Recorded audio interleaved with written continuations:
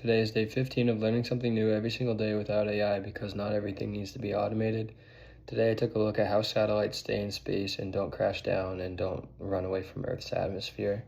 So basically I learned that satellites are launched from Earth in rockets that move at excess speeds of sometimes 25,000 miles per hour or higher. And then these rockets bring the satellite up to its desired height and release it at a very specific speed, and the satellite keeps momentum at thousands of miles per hour, and the balance of momentum and gravity from Earth's gravitational field keep the satellites in motion around the Earth. So for example, I found an article from NOAA, and it has two satellites. One's 512 miles from the Earth's surface, and that satellite has to move at 17,000 miles per hour in order to balance the momentum and gravitational pull.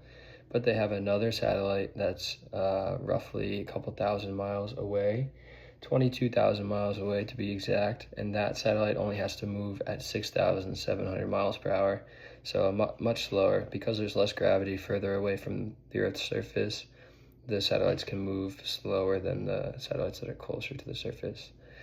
I also found that the first accidental collision of satellites of the thousands that are now in the Earth's orbit was between an American and a Russian satellite in 2009. I'm kind of surprised by this. I thought this would have happened earlier, but the math and calculations to put satellites in space is very specific, and there is a lot of thought that goes into these placements. So there is a lot of science that the satellites use to avoid each other, and there's also a decommissioning process so that the satellites aren't falling down to Earth and creating destruction, where they will send a rocket up and move the satellite further away from Earth, and so they can move it into like a graveyard orbit is what they call it, in a slower zone.